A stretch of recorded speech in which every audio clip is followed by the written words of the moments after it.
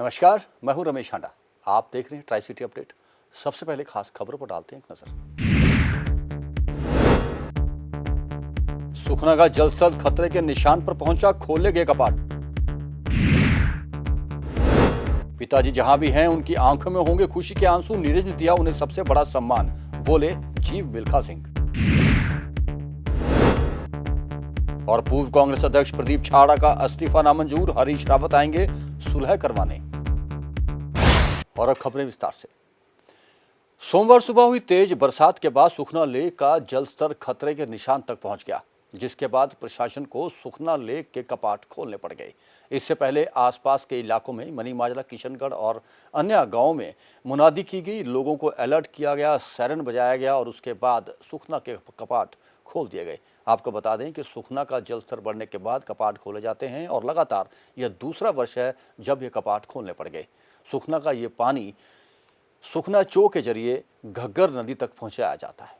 रास्ते में कोई हादसा ना हो इसके लिए पहले ही अलर्ट जारी कर दिया गया था। सोमवार सुबह हुई तेज बारिश के बाद सुखना लेक का जलस्तर खतरे के निशान से ऊपर पहुंच गया है। जैसे ही जलस्तर 1163 फीट पर पहुंचा, रेगुलेटरी एंड पर बने फ्लड गेट को खोल दिया गया। इंजीनियरिंग डिपार्टमेंट की टीम ने गेट खोलने से पहले लड्डू बांटकर सेरेमनी का आयोजन किया। ये लगातार दूसरा मौका है जब लेक के फ्लड गेट खोले गए हैं। गेट खोलने से पहले सुखना के साथ लगते area Bapu Dham, industrial area Baltana और मोहाली के अन्य रिहायशी एरिया में अलर्ट किया गया है। सायरन भी बजाया गया। बरसात के चलते सुखना लेक का जलस्तर खतरे के निशान तक पहुंच गया था। रविवार दोपहर हुई बारिश के बाद सोमवार अलसुबह 3 बजे के आसपास पानी छोड़ने की तैयारी की गई थी, लेकिन फ्लड गेट खोले नहीं गए। सोमवार को सुबह 9 बजे एक बार फिर से फ्लड गेट खोलने का अलर्ट जारी किया गया था। इसके बाद सुबह 11:30 पर सुखना के फ्लड गेट खोले गए। हर एक रिजर्वायर की अपनी एक मैनेजमेंट सिस्टम होता है। उन मैनेजमेंट सिस्टम्स के हिसाब से जो प्रोटोकॉल्स और जो रिक्वायरमेंट्स होती हैं उसी हिसाब से काम किया जाता है। मैंने आपको बता दिया कि ये प्रोटोकॉल्स फॉलो करके कि एक रिजर्वायर को किस तरह मैनेज किया जाता है, उसके हिसाब से काम किया जा रहा है। सर, लोगों को पहले चेतावनी दे दी थी?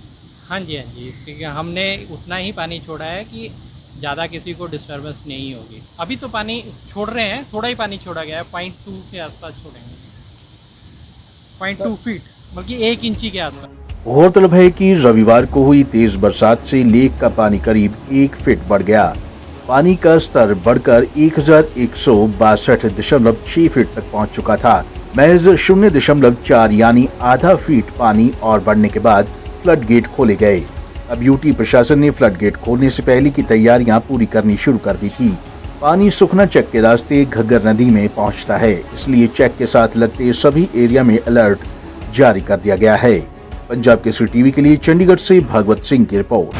टोक्यो ओलंपिक में एथलेटिक्स में गोल्ड आने पर स्वर्गीय मिल्खा सिंह के पुत्र जीव मिल्खा सिंह ने कहा है कि उसके पिता इस वक्त जहां भी होंगे उनकी आंखों में खुशी के आंसू जरूर होंगे, क्योंकि नीरज चोपड़ा ने जो सम्मान उन्हें दिया है वो अब तक का सबसे बड़ा सम्मान है और उनके पिता की अंतिम इच्छा भी पूरी हुई है, चाहे उनके जाने के बाद ही सही। और क्या कहा जीव मिल्खा सिंह ने, आइए सुनते। बहुत खुशी की बात है कि नीरज चोपड़ा ने एथलेटिक्स में गोल्ड लिया है। सारा देश नीरज जी के लिए प्राउड है जो उन्होंने अचीवमेंट करी है। मिल्खा परिवार बहुत खुश है और हम उनसे बहुत प्राउड हैं जो उन्होंने अचीवमेंट करी है, क्योंकि मेरे फादर जी का ड्रीम था कि कोई एथलेटिक्स में गोल्ड लेके आए। अफसोस ये है कि वो इस टाइम नहीं है इस दुनिया में, बट मैं श्योर हूँ ऊपर से वो देख रहे हैं और उनके आंसू में खुशी के आंसू होंगे। सर, मेरा भी एक सवाल है। मैं तो कहता हूँ he is a true champion. उसके जैसा चैम्पियन हो ही नहीं सकता।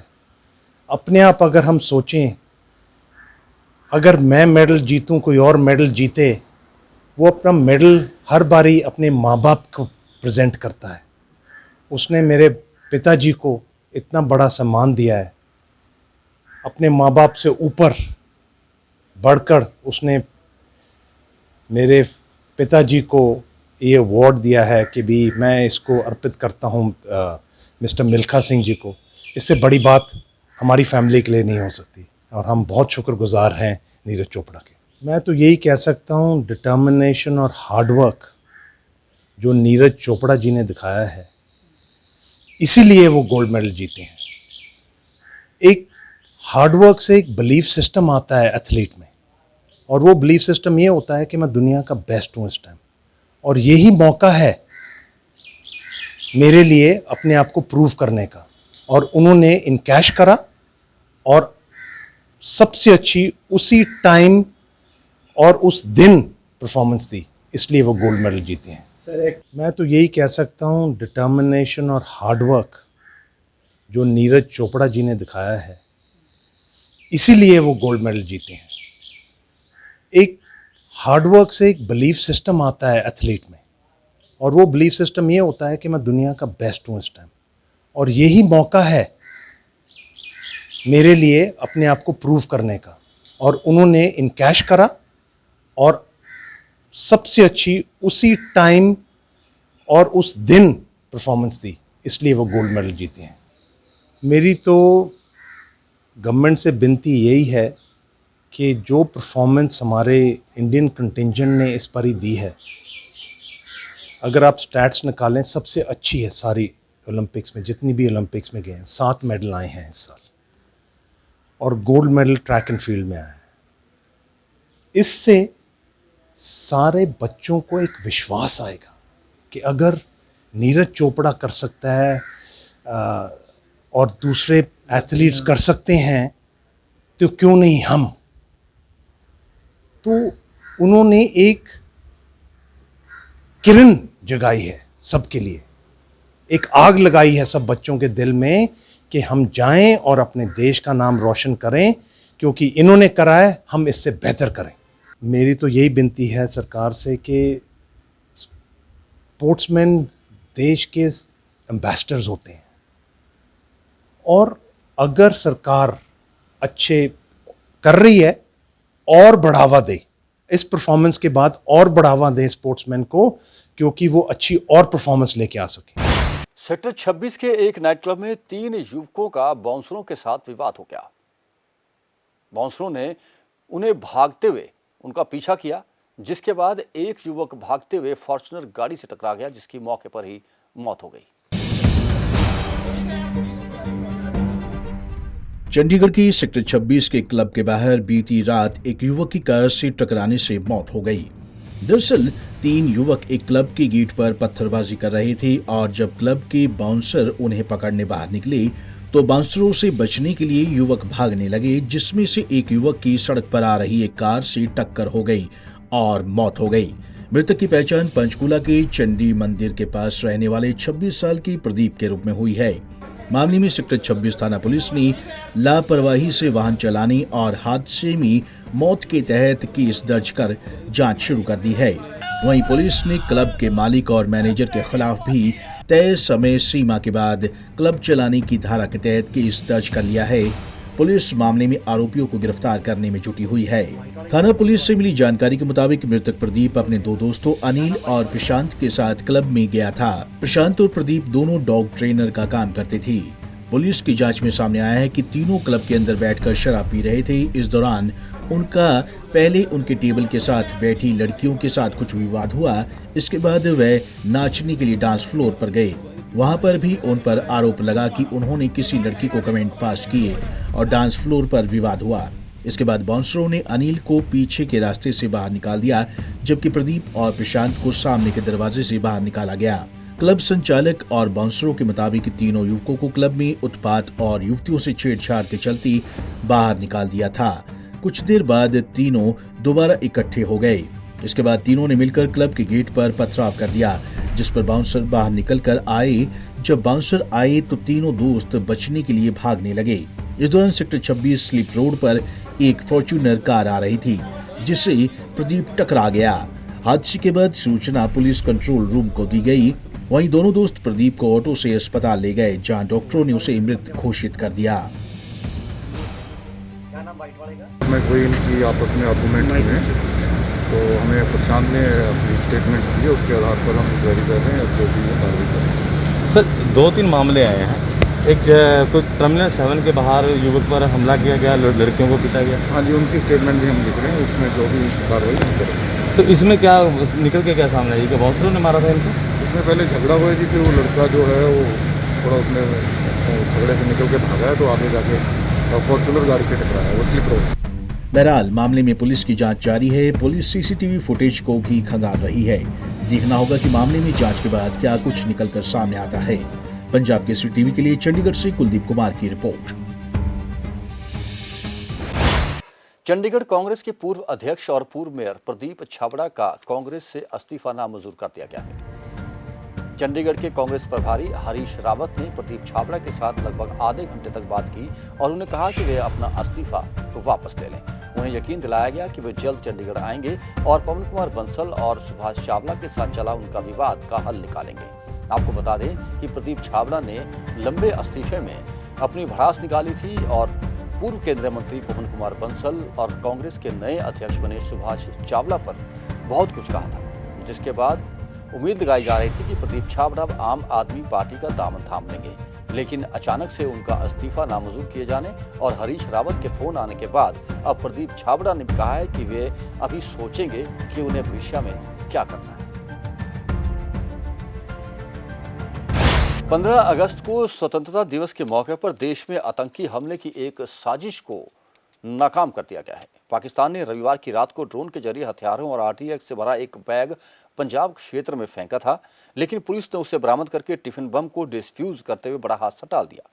डीजीपी दिनकर गुप्ता ने एक प्रेस वार्ता करके इस पूरे हादसे को बयान किया। उन्होंने बताया कि पाकिस्तान की एक नापाक साजिश उन्होंने नाकाम की है। शनिवार और रविवार की देर रात बॉर्डर से सटे देहात एरिया में पुलिस स्टेशन लोपके के तहत आने वाले गांव डालेके में ड्रोन की मूवमेंट देखी गई थी, जिसके बाद गांव के सरपंच ने फोन करके इसकी पुलिस को सूचना दी गई और पुलिस ने मौके पर जाकर हथियारों को कब्जे में ले लिया और बम को निष्क्रिय कर दिया। आज एक we've requested press conference at short notice. Basically, you know, we made some recoveries yesterday. Kal Amritsar, kal Sham nu some recoveries were made in Amritsar rural district,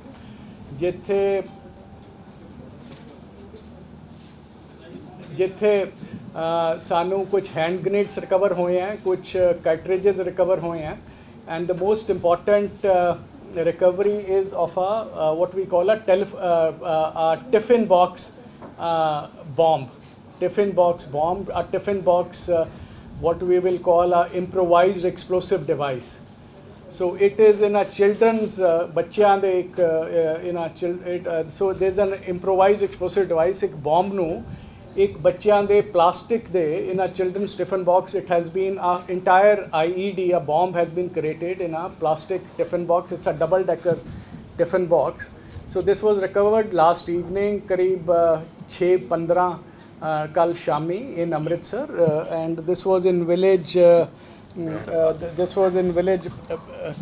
near village Daleke and Lopoke Thane de vich. So now this IED, I mean our assessment is that this bomb has been delivered through a drone from across the border, and kal ek ex sarpanch san ek pind de, there was a sarpanch who called up that there was some drone movement last night. Some sounds were heard on the, yesterday was 8th, this 7 tarik di 7 or 8 di darmiyani raat, there was some sounds which were heard, and there was some sound of a drone, and then it was also reported that there was a little thud, कोई थोड़ी किसी चीज़ दे गिरन दी आवाज़ आई। ਉਹਦੇ बाद उन्होंने दसिया, ਉਹਦੇ बाद फिर कहते कि वो ड्रोन शायद वापस चला गया after delivery of the consignment. Then a search operation was mounted in a couple of villages of the area, बच्ची विंड, सोहरा, डालके. तो फिर कुछ इनपुट आई कि उत्थे कोई बैग, सस्पिशियस बैग पे, then there was another call, some inputs were received. So there was a bog which had foam packing. It was like heavily, we will show you some photographs which will show कि it was in ਜਿਹੜੇ foam ਦੇ packing ਦੇ ਵਿੱਚ ਕਾਫੀ ਧਿਆਨ ਨਾਲ ਉਹ ਕੀਤਾ ਹੋਇਆ ਸੀਗਾ. And from that bag, once it was recovered, there were pouches in 7 foam pouches numbered 1 to 7. So when it was opened, there was one tiffin box. As I mentioned, there were 5 hand grenades, and there were 100 rounds of 9mm pistol. So we have called the NSG team. We have called the NSG team, which is presently looking into that. So this IED was jada tiffin box siga. Onu it was properly kept in safe custody by digging a pit and all that, because we suspected कि it could go off. So ਉਹਨੂੰ properly secure ਕੀਤਾ ਗਿਆ, ਉਹਨੂੰ ਰੱਖਿਆ ਗਿਆ. Then we got in touch with the NSG, sent them a requisition. So National Security Guard team has arrived late last night, early morning they came, and they have started their work. And Haryana में पिछले दिनों police constable की भर्ती में paper leak होने के मामले को लेकर विपक्ष द्वारा सत्ताधारी पार्टी को निशाने पर लिया गया है। हरियाणा कर्मचारी चयन आयोग के मुख्यालय के बाहर एनएसयूआई के प्रदेश अध्यक्ष दिवांशु बुद्धिराजा के नेतृत्व में भारी संख्या में पहुंचे युवा कांग्रेसियों ने जोरदार प्रदर्शन किया और सरकार के खिलाफ जमकर नारेबाजी की।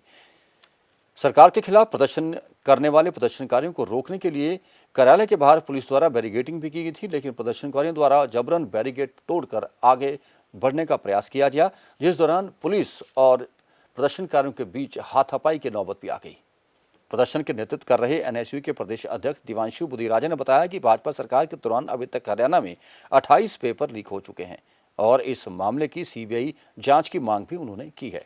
देखिए, आज हरियाणा युवा कांग्रेस का एक साथी Haryana staff selection commission HSSC board, जिसे मैं हरियाणा सुपर स्कैम कमीशन का नाम दूंगा, इस बोर्ड के अंदर शायद ही कोई ऐसी भर्ती हुई हो जिसके अंदर पेपर लीक का या भ्रष्टाचार का मामला ना निकल के आया हो। और अभी हाल में ही परसों हरियाणा मेल पुलिस कांस्टेबल की 7200 से ज़्यादा वैकेंसियों के अंदर 8.5 लाख हरियाणा के युवाओं ने अप्लाई किया, पेपर दिया, परंतु इस सरकार के इस बोर्ड के अंदर बैठे उच्च अधिकारियों की मिलीभगत से वो पेपर लीक हुआ और 8.5 लाख युवाओं को जो है उसके लिए झेलना पड़ा। आज इसीलिए हरियाणा युवा कांग्रेस यहाँ प्रदर्शन करने आई है।